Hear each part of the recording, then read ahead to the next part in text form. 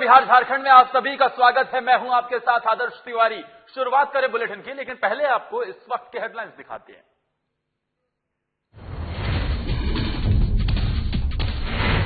झारखंड में कोरोना के पॉजिटिव मरीजों की संख्या में इजाफा, स्वास्थ्य विभाग पर लापरवाही का लगा आरोप। 24 घंटे में 4 कोरोना पॉजिटिव मरीजों की रिपोर्ट हुई नेगेटिव। बिहार विधानसभा चुनाव को लेकर सियासत तेज, जब सुप्रीमो पप्पू यादव ने कोरोना काल में चुनाव कराने जाने को लेकर साधा निशाना, जनता की अनदेखी का लगाया आरोप। चैंबर ऑफ कॉमर्स ने लिया बड़ा फैसला, आपसी सहमति से सेल्फ लॉकडाउन का लिया निर्णय। व्यवसायी सप्ताह में 3 दिन रहेंगी दुकानें बंद।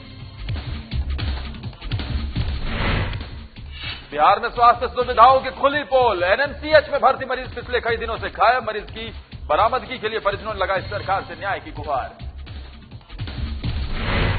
और औरंगाबाद में पिछले 2 दिनों से हो रही बारिश से आम जनजीवन अस्त व्यस्त, जिले में कई जगहों पर बनी बाढ़ की हालात, लोगों ने सरकार के खिलाफ जताई नाराजगी।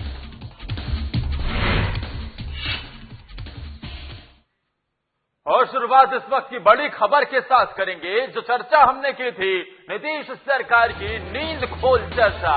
और अब लग रहा है कि नीतीश सरकार की नींद खुल गई है। एनएमसीएच के अधीक्षक पर गिरी है गाज। हटाए गए हैं एनएमसीएच के अधीक्षक निर्मल कुमार सिन्हा, उन्हें हटा दिया गया है। और आपको बता दें कि जिस तरीके से एनएमसीएच में लापरवाही के मुद्दे को हमने प्रमुखता से उठाया, उस पर विशेष चर्चा भी की, लगातार हमने वो खबर आपको दिखाई। और अब एनएमसीएच के अधीक्षक पर उस लापरवाही के चलते गाज गिरी है। विनोद कुमार सिंह को नया अधीक्षक बना दिया गया है। एक बार फिर से हमारी खबर का असर देखने को मिला है, जो चर्चा भी हमने की थी। शायद यही कारण है कि नीतीश सरकार कुंभकर्णी नींद से उठी और ये फैसला लिया गया, क्योंकि लगातार जिस तरीके से स्वास्थ्य विभाग की लापरवाही आ रही है, वो कई तरह के सवाल खड़े करती है। और हमारे साथ हमारे संवाददाता नवीन शर्मा फोन लाइन पर जुड़ गए हैं। नवीन, क्या जब तक हम खबर नहीं दिखाएंगे, जब तक प्रशासन की नींद नहीं खुलेगी? अभी तो हमें और काम करना है। फिर बिल्कुल आदर्श, निश्चित तौर पे साधना न्यूज इस चीज के लिए जानी जाती है। लगातार हम जो जन मुद्दों की खबर है उसको उठाने की कोशिश करते हैं, और आज इसी मुद्दे को लेकर के आज हम एक बार फिर से सुर्खियों में हैं। बता दें कि ये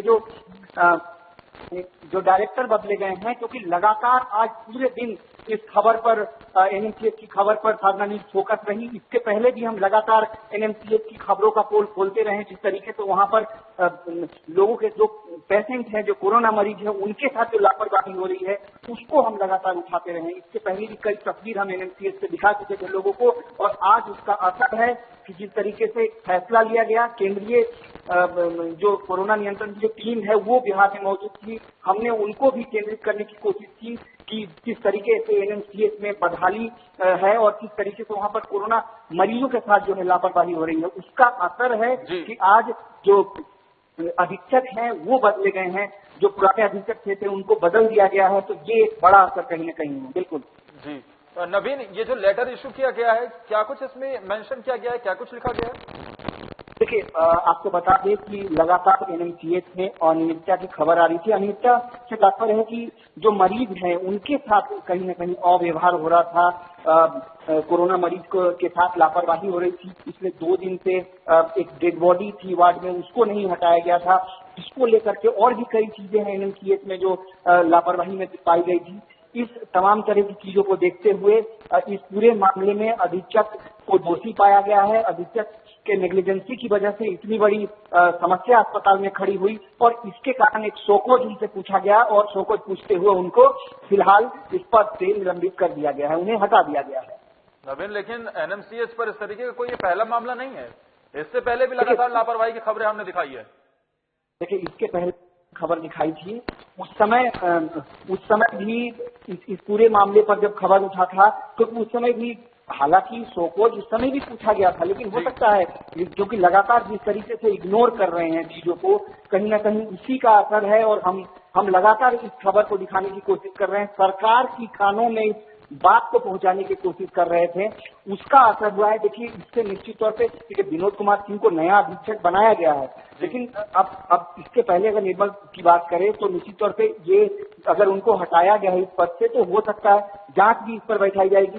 तो अब ये देखना होगा कि इससे वो कितना कुछ सीखते हैं। अब जो एनएमसीएच चूंकि अब पटना में एक बड़ा अहमियत रखता है, पटना ही नहीं पूरे बिहार राज्य में एक बड़ा अहमियत रखता है, और कोरोना के दृष्टिकोण से अगर बात करें तो कोरोना को लेकर के भी, इलाज को लेकर के अभी एनएमसीएच में बहुत सारे बेड व्यवस्थित किए गए हैं। ऐसे में कहीं ना कहीं कोरोना मरीजों की एक उम्मीद जो है इस अस्पताल से है, और ऐसे में अगर इतना बड़ा अस्पताल प्रशासन अगर मरीजों के साथ इस तरीके का व्यवहार करेगा तो फिर मरीज कहाँ जाएंगे। तो कहीं ना कहीं एक पॉजिटिव असर कह सकते हैं कि साधना न्यूज का, और सरकार इस बात को समझी, लोगों के दर्द को समझी, और जिस तरीके से अधीक्षक ने नेग्लिजेंसी की थी, उस नेग्लिजेंसी का उन्हें दोषी पाया गया और उन्हें तत्काल इस पद से हटा दिया गया। बिल्कुल, शुक्रिया नवीन तमाम जानकारी देने के लिए आपका।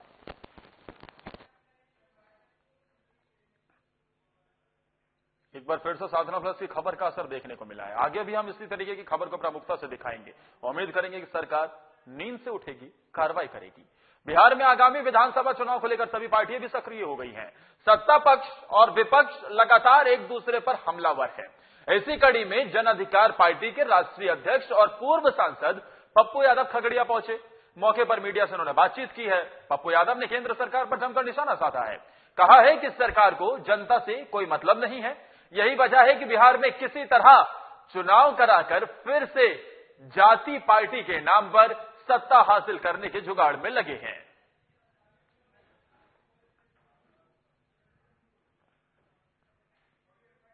के बाद आप 5 महीने से घर में बैठे हैं, एक अन्य मार्ग से आप गायब हैं, एक अन्य मार्ग में आप नहीं हैं, लेकिन आपकी पूरी की पूरी टीम वर्चुअल और डिजिटल रैली में लगी हुई है।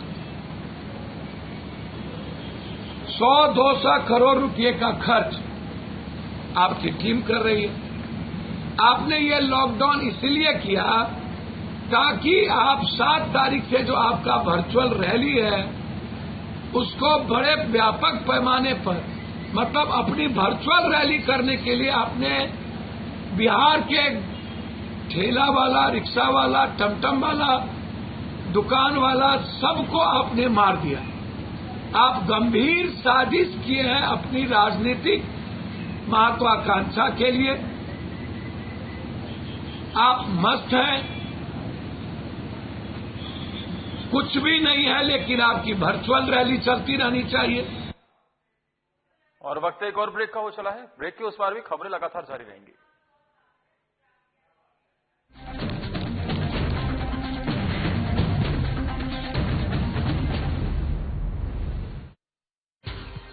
इस सावन घर बैठे कीजिए बाबा बैद्यनाथ के दर्शन। बाबा धाम से सीधा प्रसारण सिर्फ साधना प्लस न्यूज पर।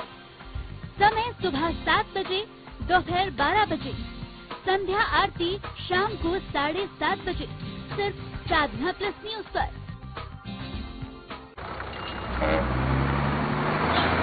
एक सर्किट हाउस।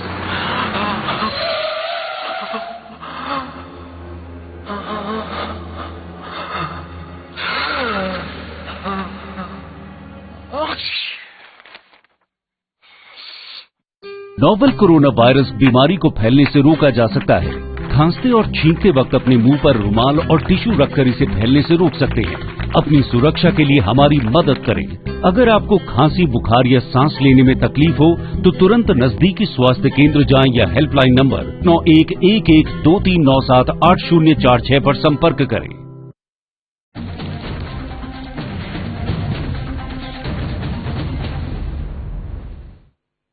बिहार सरकार का सारा दावा सिर्फ कागजों पर ही सिमटता दिखाई दे रहा है।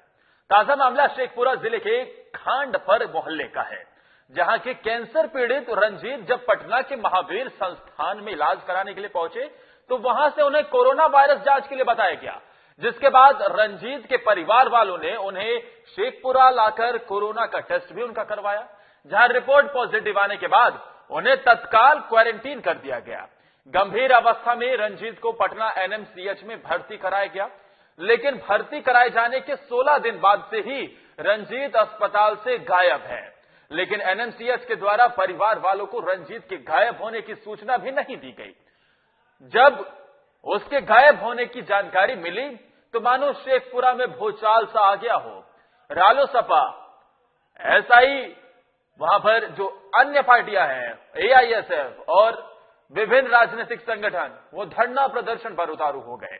लेकिन अब तक ना ही प्रशासन ने इस संबंध में सक्रियता दिखाई है और ना ही सरकार ने कोई सुध ली है। मामले पर रालोसपा के राष्ट्रीय अध्यक्ष उपेंद्र कुशवाहा ने भी ट्वीट किया है, सरकार से जवाब मांगा है। वहीं रालोसपा के प्रदेश अभियान समिति के अध्यक्ष जितेंद्र नाथ के नेतृत्व में शेखपुरा समरणालय पहुंचकर परिजनों द्वारा आवेदन भी दिया गया है।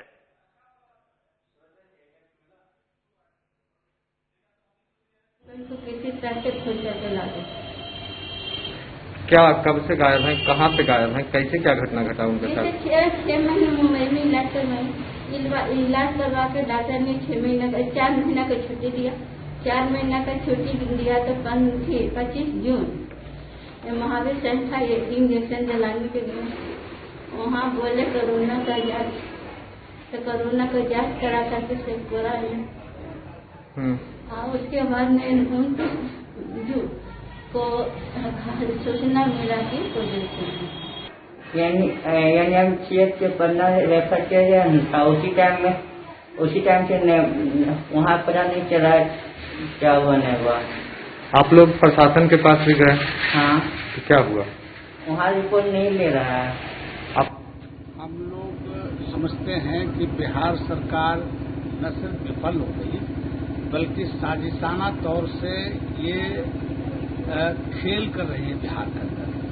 पूरे देश में, दुनिया में न पता चले कि बिहार में क्या नंगा नाच हो रहा, इसलिए मरीजों के साथ जानवरों से भी बदतर सलूक किया जा रहा है।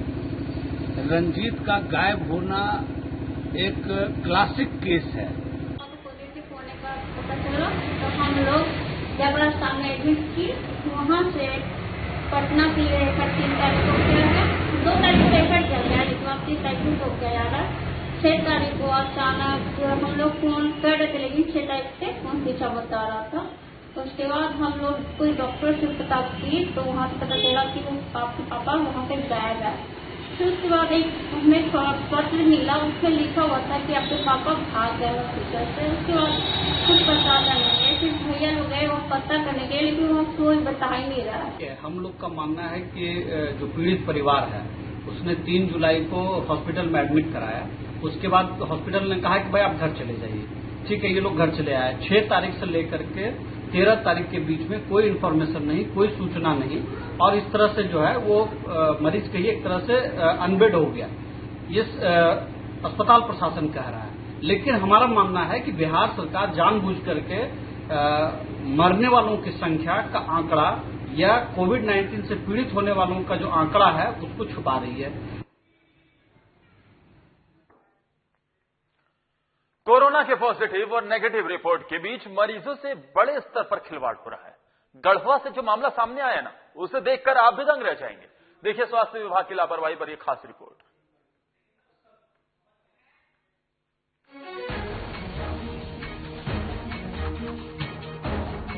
ये तस्वीर गढ़वा के जिला स्वास्थ्य अस्पताल की है, जहां मरीज अब खुद को कोरोना के पॉजिटिव और नेगेटिव रिपोर्ट के बीच उलझा हुआ पा रहे हैं।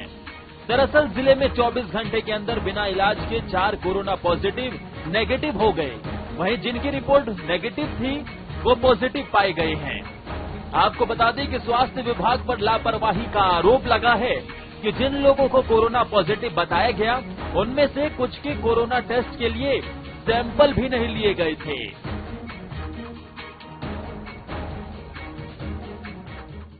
मुझे स्वास्थ्य विभाग गढ़वा के द्वारा 17/7/2020 को कोरोना जांच रिपोर्ट एक मिली थी, जिसमें मुझे बिना जांच का सैंपल दिए ही मुझे कोरोना पॉजिटिव की पुष्टि गढ़वा जिला चिकित्सा पदाधिकारी के द्वारा किया गया था, गढ़वा स्वास्थ्य विभाग के द्वारा किया गया था। और मेरे सहित हमारे प्रखंड के 4 अन्य कर्मियों को भी कोरोना पॉजिटिव बताया गया था, जिसमें मैंने जब रिपोर्ट को पढ़ा और इसके बाद 18 तारीख को सुबह मुझे वीडियो खरंजी के द्वारा कॉल करके बताया गया कि सर आप कोरोना के पॉजिटिव मरीज है, आप किसी के टच में ना आए।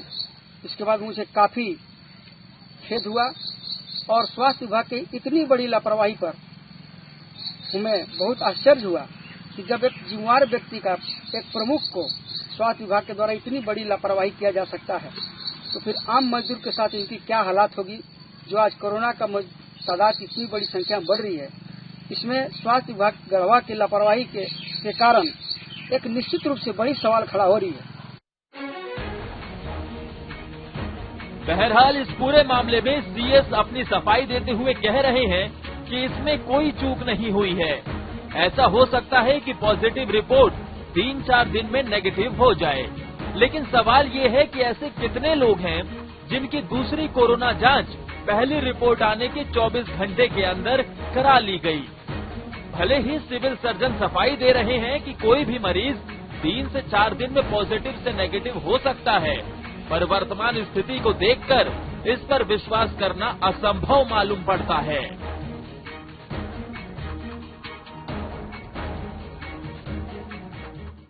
प्रमुख महोदय तो जैसा बताया जा रहा है, लेकिन वो नहीं है। उन्होंने नाम लिखाया, नाम लिखाने के बाद वो बोलते छोड़ के चले गए, इसका अभी कोई प्रमाण अभी नहीं मिला। ठीक है, तो चले गए तो आप 4 दिन तक कहाँ थे जो दोबारा कैमरा सैंपल नहीं लिया गया? तो ये उसी की बीमारी बनती है, लाभदेय आदमी। इसके बाद भी हमने कहा कि जो है कि आपको संदेह लग रहा है कि इसकी रिपोर्ट में कुछ त्रुटि है, तो आप हमारे यहाँ नगर में ट्रूनेट मशीन है, उसमें आपको जाँच कराएंगे। और वो जाँच में करा के मीडिया में पहले ही कुछ किए गए थे। इसके बावजूद वो कल जो है हमारे यहाँ जाँच कराने आया, तो जाँच कराने के बाद नेगेटिव आया। झारखंड में कोरोना की स्थिति दिन प्रतिदिन भयावह होती जा रही है। लगातार मरीजों की संख्या में इजाफा हो रहा है। रिकवरी रेट में भारी गिरावट आई है, मृत्यु दर भी बढ़ गई है। इन सब के बीच गढ़वा में पॉजिटिव और नेगेटिव रिपोर्ट के बीच मरीजों से खिलवाड़ करना कहां तक उचित है? बिना सैंपल के कैसे किसी की रिपोर्ट पॉजिटिव या नेगेटिव बताई जा सकती है? 3 दिन के अंदर कैसे किसी की कोरोना रिपोर्ट 2-2 बार आ सकती है? ऐसे कई सवाल हैं जो स्वास्थ्य विभाग को सवालों के कटघरे में खड़ा करते हैं। गढ़वा से साधना प्लस के लिए आशीष पांडे की रिपोर्ट।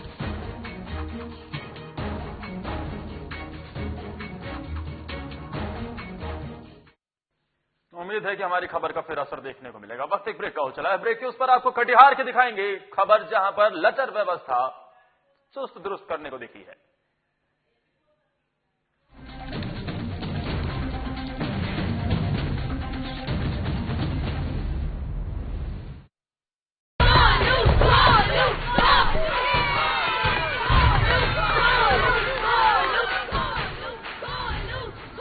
बैटिंग तो अर्जुन कर रहा है, तो सब गोलू के लिए क्यों चीयर कर रहे हैं?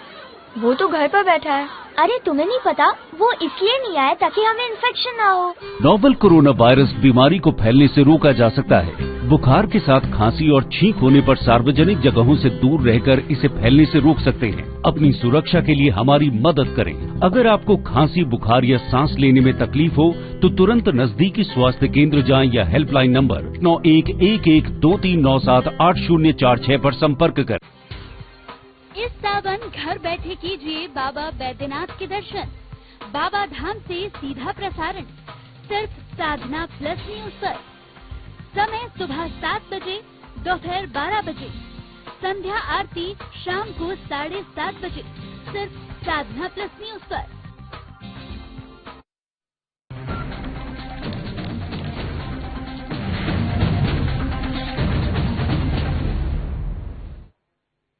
कटिहार के सदर अस्पताल की लचर व्यवस्था को चुस्त दुरुस्त करने के लिए कटिहार के जिला पदाधिकारी कमल तनुज ने सदर अस्पताल का निरीक्षण किया है, वहां की गतिविधियों का जायजा लिया है। गौरतलब है कि जिले अस्पताल सदर अस्पताल में पिछले कई दिनों से व्यवस्था की नाकामी को लेकर सुर्खियों में यह था। इसे लेकर जिला अधिकारी ने संबंधित पदाधिकारी को कई दिशा निर्देश भी दिए। साथ ही व्यवस्था की नाकामी के लिए वहां पर ये निरीक्षण करने जब वो पहुंचे तो इसके लिए जिम्मेदार कर्मी को हिदायत भी दी। वहीं जिला पदाधिकारी ने लोगों को बेहतर स्वास्थ्य सुविधा भी देने की बात कही और कहा कि लोगों को परेशान होने की जरूरत नहीं है। जिला प्रशासन कटिहार को बेहतर स्वास्थ्य सुविधा मुहैया कराने को लेकर संकल्पित है। क्या देखिए, इसी को हम लोग अरेंज करने आए थे। एक तो यहाँ पे क्योंकि संक्रमण के फैलाव पे भी हमें ध्यान देना है कि संक्रमण का फैलाव भी ना हो, और जो यहाँ स्वास्थ्यकर्मी हैं उनकी भी सुरक्षा बनी रहे, और जो पेशेंट्स आ रहे हैं उनकी भी स्वास्थ्य से कोई कॉम्प्रोमाइज ना हो। इसलिए हम लोगों ने कुछ यहाँ पे निर्देश दिए हैं और कुछ डेपुटेशन भी हम लोग कर रहे हैं। तो वही व्यवस्था को ठीक करने का ये हम लोग प्रयास कर रहे हैं। सर, रैपिड किट से जांच शुरू हो गया है? हाँ, रैपिड एंटीजन टेस्ट किट से जांच। रामगढ़ के पतरातू थाना अंतर्गत भुरकुंडा के सीसीएल के पानी टंकी का ट्रांसफार्मर जल जाने से लोगों को परेशानी का सामना करना पड़ रहा है। इस दौरान परेशानी में लोग सोशल डिस्टेंसिंग का पालन नहीं कर रहे, उसकी धज्जियां उड़ाते नजर आ रहे हैं, और महिलाएं धरने पर बैठ गई हैं। आपको बता दें कि पिछले 10 दिनों से ट्रांसफार्मर जला हुआ है, जहां हजारों घर अंधेरे में हैं और बच्चों की पढ़ाई भी बाधित हो रही है। महिलाओं का कहना है कि जब तक बिजली नहीं आएगी तब तक धरना जारी रहेगा।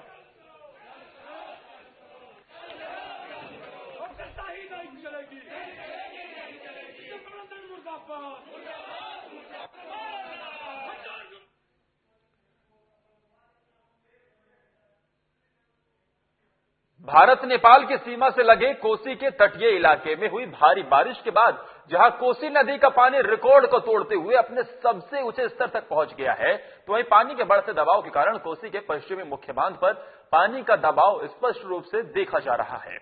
जल संसाधन विभाग के अभियंताओं की फौज मुख्य अभियंता इंजीनियर प्रकाश दास की अगुवाई में फ्लड फाइटिंग के काम में जुटी हुई है। वहीं दूसरी ओर जहां नावों की मांग तेजी से देखी जा रही है, तो वहीं नाव बनाने वाले भी आजकल व्यस्त देखे जा रहे हैं।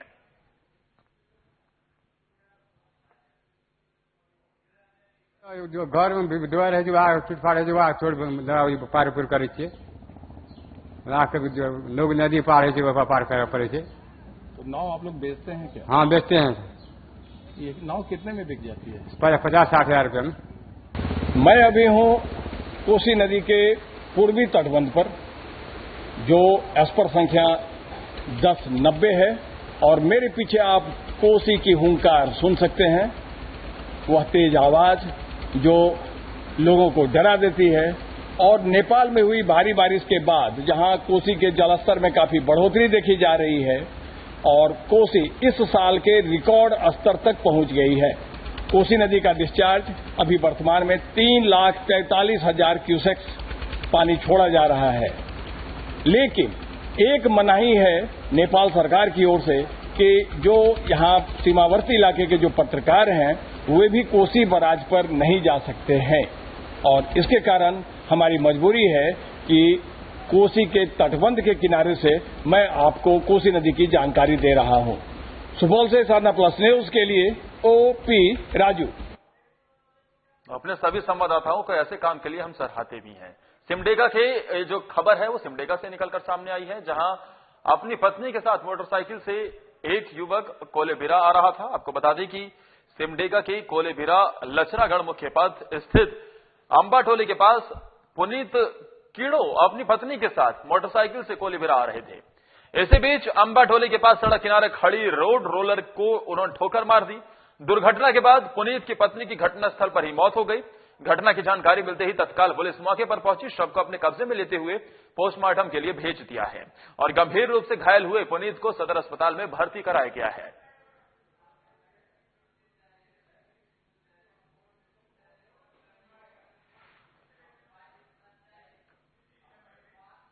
कटिहार के पोठिया थाना क्षेत्र के गुदरी बाबा स्थान के पास बीते 20 जुलाई को मां बेटे से हुए दिन दहाड़े 2,15,000 की लूट की घटना का पुलिस ने खुलासा कर दिया है। मामले में पीड़ित महिला शनिझरी देवी ने बताया था कि वो और उनका बेटा गोगरी जमालपुर से रुपए लेकर अपने गांव पोठिया लौट रहे थे।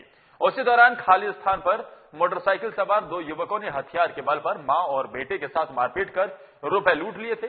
मामले पर कटिहार के एसडीपीओ अमरकांत झा ने बताया कि पूरी घटना में ऑटो चालक ही आरोपी है, जिसे पुलिस ने गिरफ्तार कर लिया है। हालांकि अब तक लूट की राशि बरामद नहीं हुई है, जिसके लिए पुलिस छापेमारी कर रही है।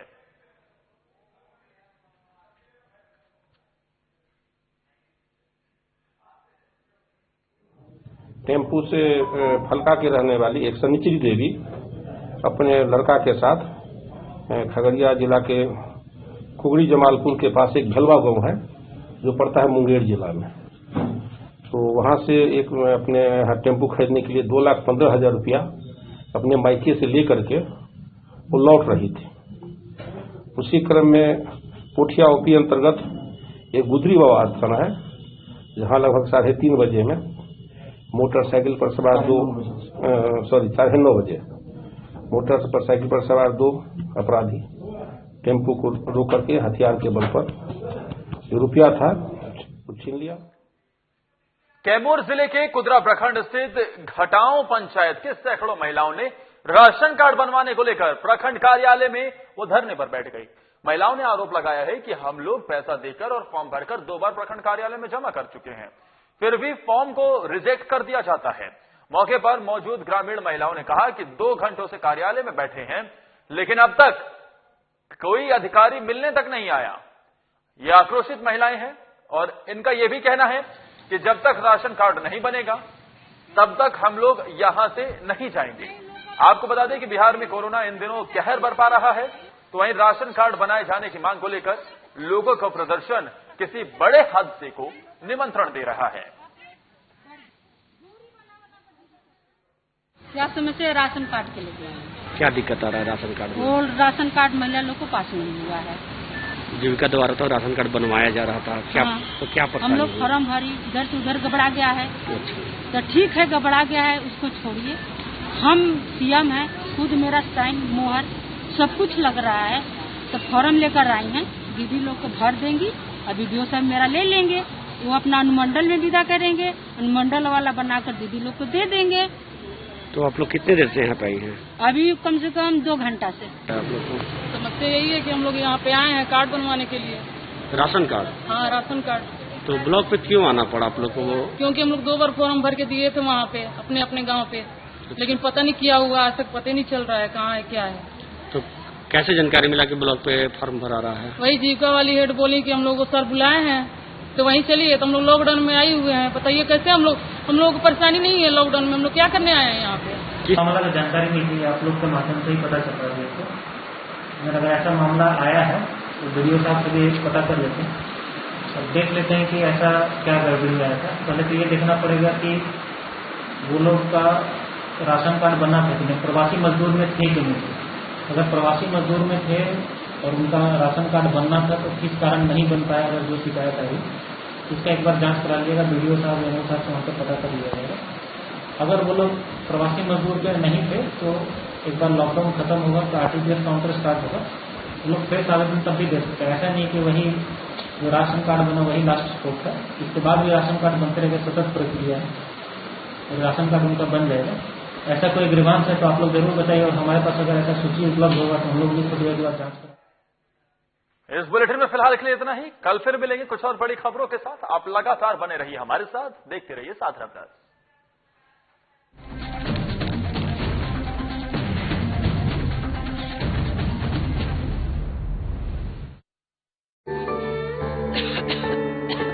दीदी ये देखो